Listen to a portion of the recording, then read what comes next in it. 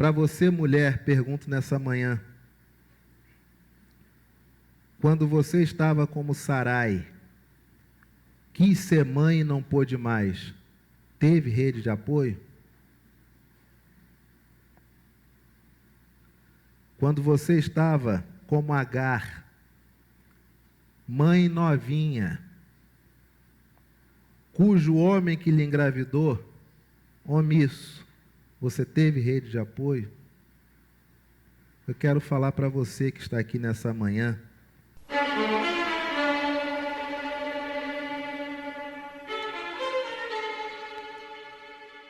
Nós temos aqui nesse texto a história de 4 pessoas. Nós temos a história de Abrão, futuro pai da fé, que recebe uma profecia, uma palavra vinda do Senhor, de que ele, já em avançada idade, seria pai de uma grande nação. Ele deveria sair da terra e da parentela e ir para um lugar onde o Senhor havia separado para ele. E Abrão, embora Deus tenha dito para sair da terra e da parentela, leva parente e inicia então uma saga, uma jornada. Nós temos aqui a vida de Sarai, mulher de Abraão, já idosa, não podia ter filhos. Nós temos aqui Agar, escrava egípcia, pelo texto que diz que ela foi dada para que Abraão pudesse ter um filho, ela era jovem. E nós temos o bebê que está na barriga, que não tem culpa de nada, como sempre. Mas nesse texto nós vemos aqui muitos casos do nosso cotidiano. Você tem a figura de Abrão, nessa época aqui, ainda chamado Abrão, o indivíduo que basicamente não apitou nada. É aquele indivíduo que ele está lá, tem uma promessa que ele vai ser pai de uma grande nação, e aí Sarai, como era costume nesta época, o casamento já era feito com tudo já alinhado, de modo que se a esposa não pudesse prover filhos, a esposa deveria providenciar uma mulher que tivesse filhos no lugar dela, para que aqueles filhos pudessem ser criados por ela, para que ela pudesse ser, de fato, mãe dos filhos do seu marido.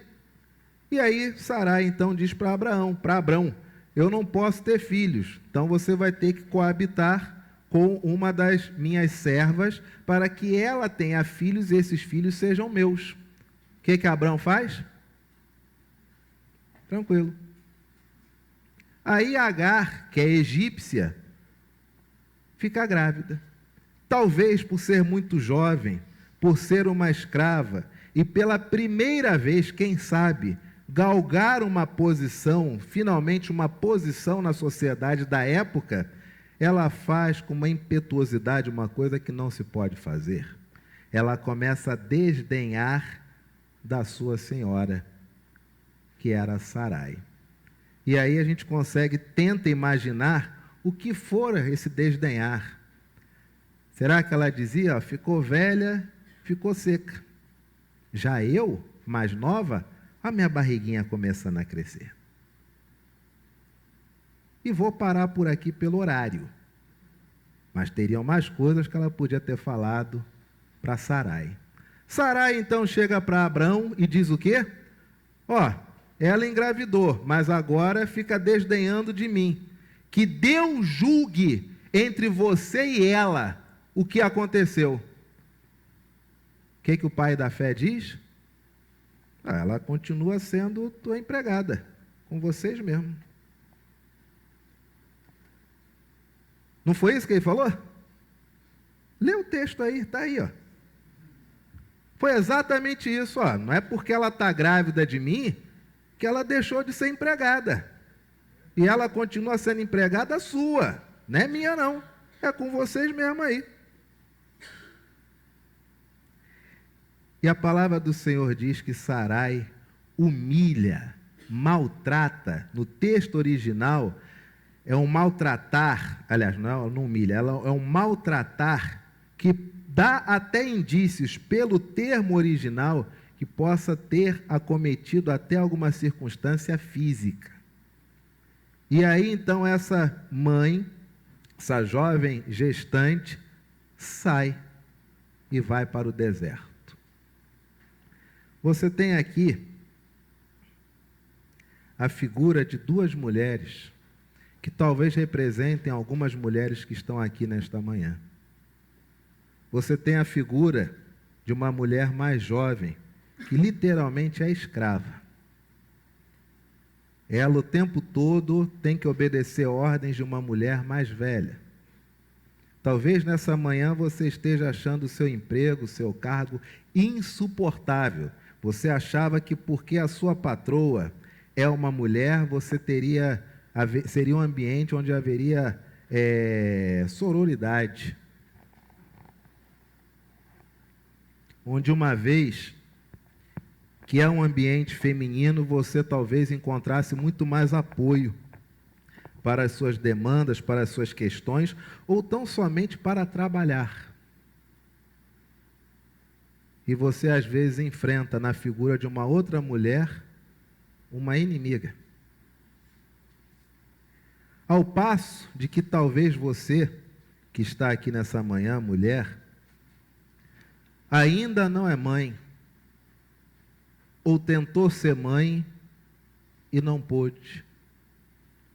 E você fica vendo o tempo todo as suas amigas, você é obrigada a se distanciar das suas amigas porque os papos já não batem. Porque elas agora só falam de filhos, de maridos, de filhos, de maridos, de filhos, de maridos, de filhos. E você às vezes fica boiando nas conversas. E você sente que algumas mães chegam para você como se fosse apenas a receptária do bebê que está chegando. Oi, tudo bem? Que bom. Quer pegar no colo? Você precisa, né? Você não é mãe ainda? Toma ele aí. Sinta-se mãe durante esse nosso chazinho. Você tem duas mulheres aqui em profundo estado de solidão.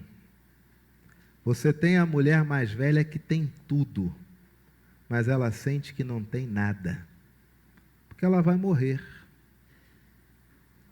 e não deixou descendentes. Você tem a mulher mais jovem que não tem nada, mas ao sentir-se gestante, ela entendeu que já tinha tudo e não precisava mais obedecer à sua senhora. Uma coisa interessante é que ambas têm uma pessoa em comum, Abrão, e não encontram em Abrão apoio nenhum. Mas não se anime, porque as duas também não encontram apoio uma na outra. Embora as duas sejam responsáveis pela situação em que elas estão. Por um lado é terrível ter um homem omisso, as mulheres se sentem sufocadas com a presença de um homem omisso, porque elas esperam do homem alguma coisa a ser dita, para que ela possa ou apoiar ou dar uma outra opção, mas o indivíduo, ele não se manifesta, ele não aponta caminho, ele só diz, o que você decidiu, eu te apoio. O que você decidiu, eu te apoio. O que você decidiu, eu te apoio. O que você pensar, eu te apoio. E isso é muito bonito. Mas enjoa. Porque quando você vê, você percebe que você se tornou a mãe do seu marido, né? Mas as duas não encontram apoio em Abraão e não encontram apoio uma na outra. Sendo que a criança que estava para nascer era a filha de Agar, mas pelos costumes da época também seria filho de quem? De Sarai. Sarai se sente só, extravasa sua solidão, maltratando a empregada. A empregada, sendo maltratada e não vendo apoio em nada, foge, vai para um deserto. Você consegue imaginar uma gestante no deserto, meu amigo? Se ela estando hoje no século 21, andando na rua, a gente já acha perigoso, porque tudo pode acontecer, imagina naquela época no deserto. E ela no deserto se refastela numa única fonte de água. são duas mulheres com idades distintas, com posições sociais distintas, mas que passam pelo mesmo problema: solidão. Você que não teve filhos, você encontrou apoio no momento onde você percebeu que você quis ter filhos, mas não era mais possível? Você que teve filhos muito nova, você encontrou apoio de mulheres mais velhas e mais experientes, ou encontrou nelas julgamento acerca de seu estado civil ou qualquer outra circunstância da vida? Solidão. Solidão acomete, infelizmente, boa parte das mulheres. E aí, pesquisando já há algum tempo sobre esse tema da solidão no universo feminino, caí numa estatística terrível que fiz questão de compartilhar ontem pela manhã. Percalços da maternidade. Para essas mulheres, a maternidade não foi o que esperavam. Do total de mães que participaram do estudo, 5% declararam que, se pudessem voltar no tempo, não teriam filhos. E 13% disseram que escolheriam ter os filhos novamente, apesar de não se sentirem felizes por serem mães. Esses 13% no Brasil é um número maior, porque existem mulheres que hoje se encontram despedaçadas, porque elas amam seus filhos, mas elas não conseguem amar a mulher que se tornaram devido à maternidade. São coisas diferentes.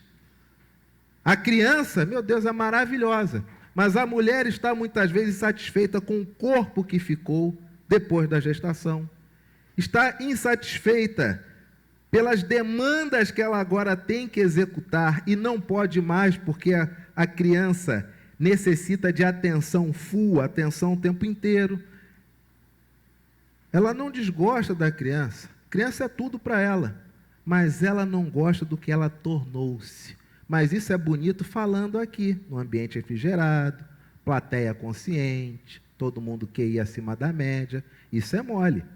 Difícil é quando a mãe está online no trabalho, panela no fogo, criança no cercadinho querendo sair. Aí é que é difícil. E qual a conclusão que a mulher, infelizmente, chega? Porque ela não tem condições de perceber o momento que ela está passando, ela se culpa por não gostar do momento que ela está passando.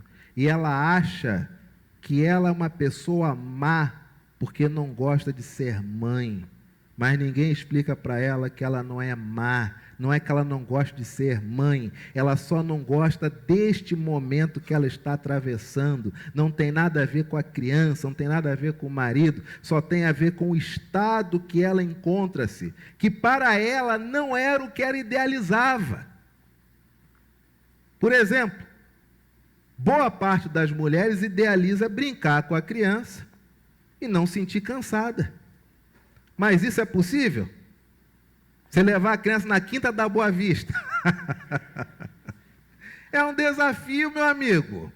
Você tem que entrar na academia, fazer crossfit 6 meses antes para poder levar eles na Quinta da Boa Vista. E aí você não percebe que não tem nada a ver com a criança. Mas é o momento a qual você, mulher, está atravessando. Que aquilo que você acha que tornou-se não bate com o que você idealizou. Agora, pergunto para você nessa manhã, mulher que passou por isso, que está passando por isso, você encontra apoio?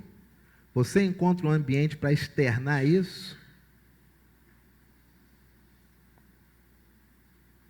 O silêncio de vocês é a resposta, que todos nós sabemos. Parece que essas estatísticas são poucas. Ora, o que é 5%? 5% em tese é quase nada. Você tem 95% de mães que não é que estejam felizes, elas só passam por outras circunstâncias. Mas vamos lá. Se no Brasil nós temos 67 milhões de mães, 5%, vai dar quase 3 milhões, quase 3 milhões e pouquinho. 3 milhões é um número que você joga fora? E aí eu lhe faço uma pergunta. Talvez você aqui nessa manhã não entenda até hoje por que sua mãe, em determinados momentos da vida, agiu de um jeito que não tem nada a ver com o que ela se tornou depois. Nosso objetivo aqui é te esclarecer, meu amigo, minha amiga, que quando sua mãe era novinha, ou quando você era novinho, e ela teve você, e ela era uma mãe, uma jovem mãe, e você era uma criancinha, o universo dela ficou totalmente eclipsado. E aí talvez você hoje diga, hoje minha mãe corre atrás do prejuízo, quer me tratar bem. Não, amigo, é que a vida hoje assentou. Você hoje vai no banheiro sozinho, você trabalha, né? Em tese você deixou de dar trabalho. Então a vida acomodou. Ela agora escolheu fazer exercícios por opção de saúde, não era para correr atrás de você na Quinta da Boa Vista ou na praia. Agora ela voltou a fazer as coisas por ela. Ela até sente lampejos de que voltou a ser aquela moça de 20, 30 e pouquinho, só que agora com um pouquinho mais de idade. O que eu quero trazer nessa manhã, nos próximos 4 minutos, são esses percalços que não têm a ver com a maternidade em si, mas tem a ver com uma coisa que muitas mulheres sentem, que é solidão. E a maioria das pessoas com quem eu converso recentemente, e nessa maioria, quase que na totalidade, mulheres dizem, me sinto só. Ou então, quando eu compartilho alguma coisa, elas dizem, olha, obrigado por compartilhar, eu pensei que era só comigo. Me sinto sozinha, me sinto desgastada. Solidão.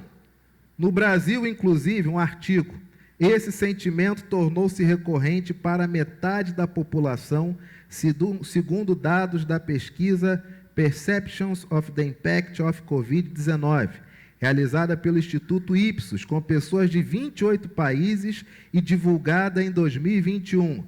28 países em 2021. Resultado dessa pesquisa, o levantamento mostrou que dentre todas as pessoas ouvidas, presta atenção, os brasileiros foram os que mais se sentiram sós. Isso é a realidade. Se você não está passando por isso, louvado seja Deus, meu amigo. Mas eu acredito que tenha muita gente sentada aqui nessa manhã que está sentindo uma solidão gigantesca.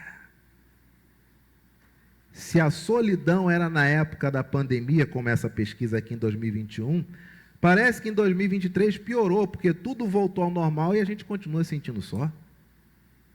Agora a gente pode sair de casa e continuar só. Agora a gente pode ir no cinema e continuar só. Agora a gente pode encher a igreja e continuar só. Se antes a solidão era, estou em casa, tenho que usar máscara, álcool em gel, blá, blá, blá. Agora a solidão é acompanhado. E hoje nós temos aqui por alto 80 pessoas. Talvez dessas 80, se a gente for fazer um cruzamento aqui da pesquisa, talvez pelo menos 25% estejam aqui sentindo-se só. Mesmo aquecidos uns pelos outros devido ao frio do ar-condicionado. Mantenha assim, nós somos presbiterianos. Queridos, as consequências na saúde para quem se sente só é terrível. Uma universidade de estudos avançados na Noruega percebeu uma forte correlação entre solidão e o desenvolvimento de diabetes do tipo 2. Olha isso. 24 mil pessoas analisadas entre 1995 e 2019. Tu joga esse dado fora? Às vezes nossa saúde está baqueada e e nós vamos a um monte de médico, a gente, graças a Deus, plano de saúde, quem não tem, liga para um, liga para outro, ajeita uma consulta, e aí o diagnóstico qual que é? Olha, você tem isso aqui, mas a causa não dá para saber, isso aqui é um sintoma, não sabemos a causa. E às vezes a causa pode ser isso aqui, ó. Solidão. Para você, mulher, pergunto nessa manhã, quando você estava como Sarai, quis ser mãe e não pôde mais, teve rede de apoio? Quando você estava como Agar, mãe novinha, cujo homem que lhe engravidou, omisso, você teve rede de apoio? Eu quero falar para você que está aqui nessa manhã, que se sente muito solitário ou solitária, que se sente tremendamente frustrada porque tem um filho pequeno, e esse filho é tudo para você, mas ao mesmo tempo você não consegue entender porque você está detestando essa experiência. Você não está detestando o teu filho, você só não conseguiu juntar a pessoa que você era antes da maternidade com a pessoa que você é hoje, fruto da maternidade. Para você, olha o que diz a palavra do Senhor. No resumo, uma mulher idosa não podia ter filhos, mas se uma mais nova tiver o filho e me der, eu vou ser a mãe, é o que diz o nosso costume. O que você acha, Abraão? Abraão o que diz? Só vem. A mais nova, Agar, engravida, egípcia, o que ela faz? Você é velha, velho não pode mais, velha não pode mais, já eu, minha barriguinha aqui, a coisa, mas velho não pode, mas eu aqui, agora eu que vou tomar conta de tudo, eu sou a mais nova aqui do pedaço. Sarai diz para Abrão, olha o que ela está fazendo, está me humilhando na frente de todo mundo, toma providência. O que Abrão faz? Não é porque ela está grávida de mim que se tornou minha esposa, não. Continua sendo tua empregada, é com vocês mesmo, isso é coisa de vocês aí. O que Sarai faz? Humilha, maltrata a mais nova. O que a mais nova gestante faz? Vai para o deserto. E a palavra do Senhor diz, no verso de número 7, tendo-a achado o anjo do Senhor junto a uma fonte de água no deserto, junto à fonte no caminho de Sur, ou seja, ela estava indo talvez para Sur, e parou naquela fonte para tomar água. Disse-lhe, Agar, serva de Sarai, de onde vens e para onde vais? Ela respondeu, fujo da presença de Sarai, minha senhora. Então lhe disse o anjo do Senhor, volta para a tua senhora e humilha-te sob suas mãos. Em outras palavras, filha, uma coisa é o teu estado, outra coisa foi o vacilo que você fez. Crescer para cima dos outros não pode. Gestante, não gestante, novinho, isso aí não. Disse-lhe mais o anjo do Senhor, multiplicarei sobremodo a tua descendência, de maneira que por numerosa não será contada. Disse-lhe ainda o anjo do Senhor, concebeste e darás à luz um filho, a quem chamarás Ismael, porque o Senhor te acudiu na tua aflição. Ele, porém, ele será entre os homens como um jumento selvagem, a sua mão será contra todos e a mão de todos contra ele, e habitará fronteira a todos os seus irmãos. Ismael é aquele que vai dar origem aos árabes, e até hoje os árabes são fronteiriços com os judeus. Então ela invocou o nome do Senhor que lhe falava, tu és Deus que me faz sentir poder. É isso que está aí? Poxa, mas esse devia ser o sentimento, né? Você é uma empregada novinha, tá, como se diz no São Luís do Maranhão, tá buchuda. A sua senhora te escorraça, você vai para uma outra cidade, para na única fonte do deserto. O anjo diz, ó, volta lá, se conserta, mas fica tranquila que você vai ser mãe de uma numerosa nação, inclusive o filho que vai nascer de você vai ser parecido com um potro, um jumento selvagem, vai estar sempre atrelado aos outros irmãos, fica tranquilo, você vai ser, ó, sempre vão lembrar de você. Qual é a resposta que ela dá ao anjo? O que ela fala para esse anjo? Então ela invocou o nome do Senhor que lhe falava: Tu és o Deus que me empodera. Não é isso? Mas ela não está recebendo um poder ali? Ser mãe de uma numerosa nação? Ter um filho que vai ser um potro selvagem? Meu amigo, ninguém doma um homem desse? Não. Ela é grata a Deus, porque tudo que ela queria era que alguém a visse.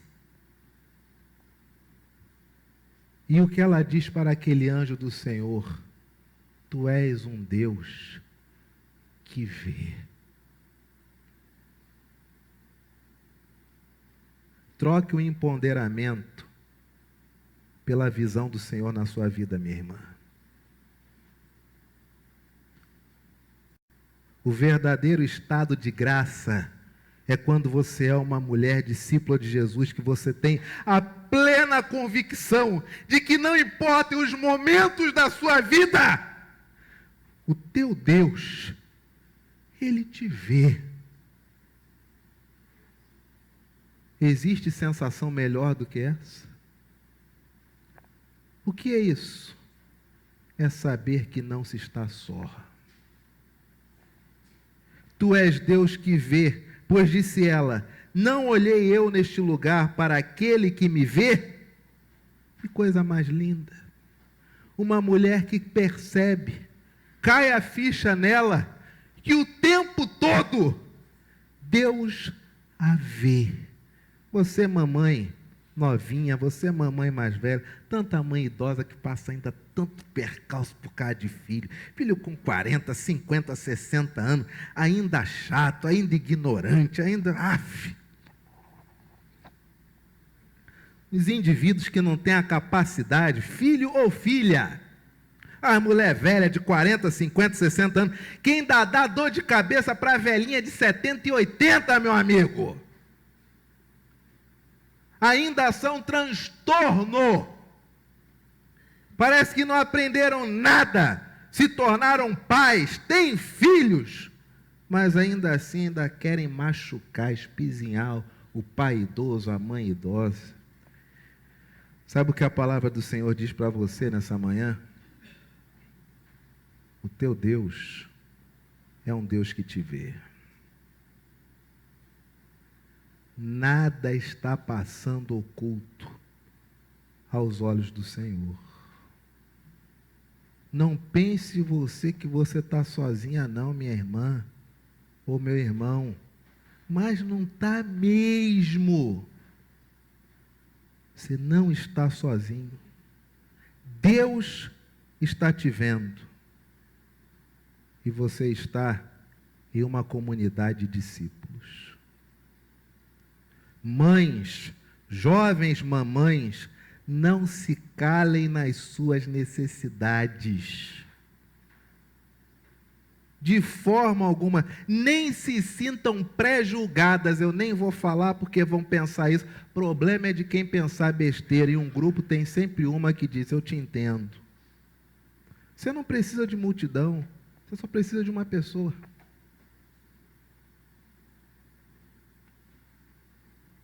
Jovens senhoras, senhoras idosas, não se calem nas suas necessidades.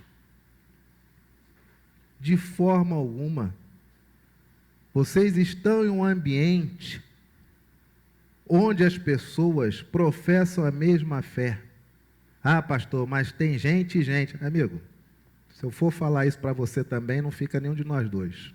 Tá? Tem gente... Esquece, amigo. Tá? Se você está passando necessidade, tem sempre alguém para lhe jogar a boia. Mas se você for ficar com medo que tu não sabe se a boia é verde ou amarela, aí quem vai morrer é você na praia. Não se cale, meu irmão e minha irmã. Olha a igreja aqui. Todo sábado, as mulheres, aliás, quinzenalmente, as mulheres se reúnem aos sábados numa reunião de oração, que eu nem entro, poderia entrar, mas nem entro para ser um espaço só das mulheres. Das vezes que participei, foram papos tão edificantes, vocês não aproveitam. É online, não tem que pagar passagem e vir aqui na igreja, não. Vocês não aproveitam.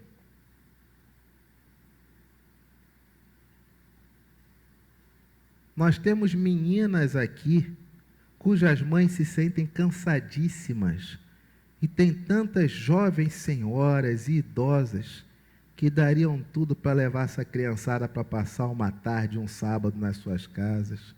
Convidem. Minhas irmãs, o que eu quero dizer para vocês é que se vocês não falarem, ninguém poderá ajudar. Mas saiba que ao falar, quem vai te ouvir também está precisando de ajuda. E só de saber que uma outra pessoa está passando por algo parecido, é incrível, né?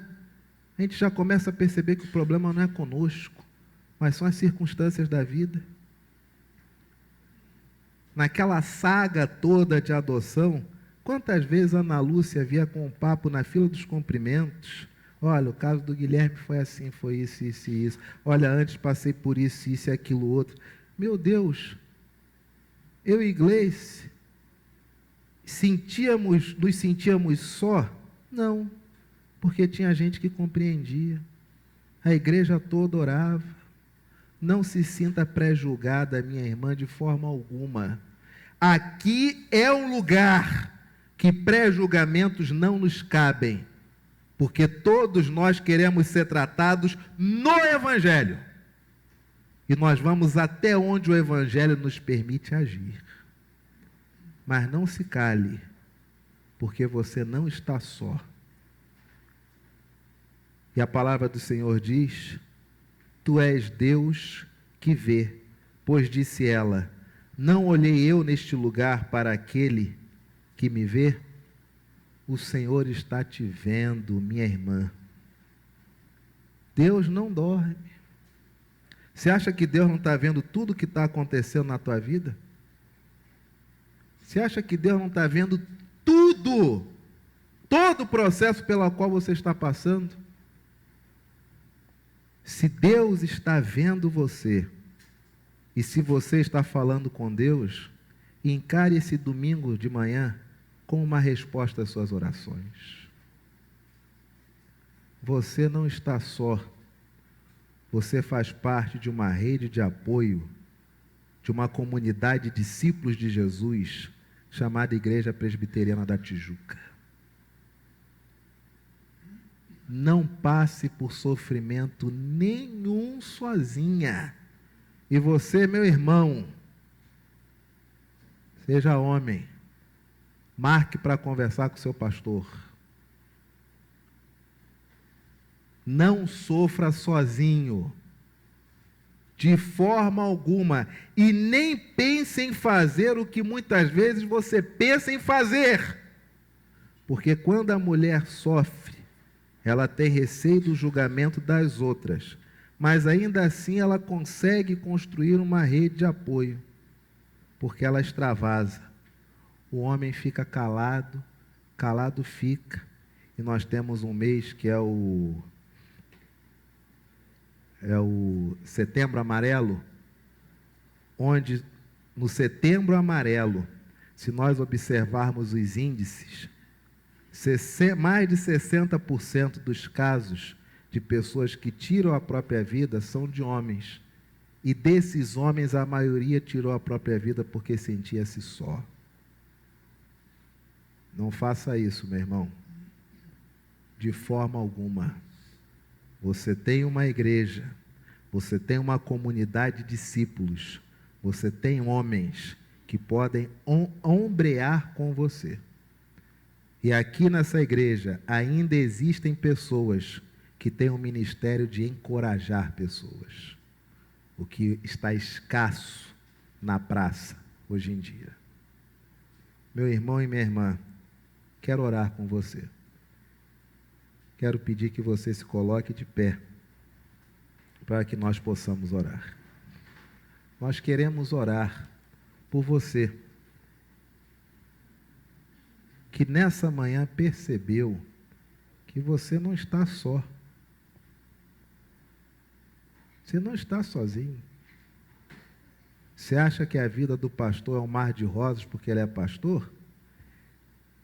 Toda vez que eu pergunto quantas pessoas precisam de um milagre, e você levanta uma mão, eu levanto as duas. Ah, como eu preciso de 2 milagres para definir a vida. E eu agradeço a Deus, porque eu sei que eu não estou só. Nós temos uns aos outros. E você, mulher, mamãe novinha, jovem senhora mamãe, idosa mamãe e vovó, você não está sozinha não, minha irmã. Aqui há mulheres que têm alegria em estar com você e farão de tudo para você sentir-se bem. Vamos orar? Graças te rendemos, ó Pai, pela bênção desse dia. Nesta manhã queremos pedir-te que o Senhor abençoe a vida de cada uma de tuas filhas, que se encontram aqui nesta manhã e entenderam através da tua palavra que não há coisa melhor do que perceber a realidade de que o Senhor as vê. Nada passa desapercebido ao teu olhar. Continua a abençoar tuas filhas e dá, ó Pai, que tuas filhas continuem sempre debaixo de tuas vistas e que o Senhor, no teu tempo, restaure tuas filhas ao estado que tuas filhas entendem que no Evangelho só o Senhor pode fazer. Abençoa as nossas mamães, desde a mais jovem até a mais idosa.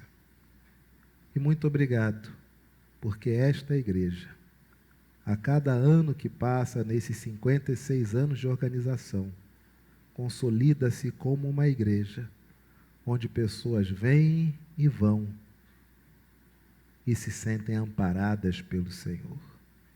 Dá-nos o privilégio de continuar, Senhor, nesta missão. É a nossa oração, em nome de Jesus. Amém.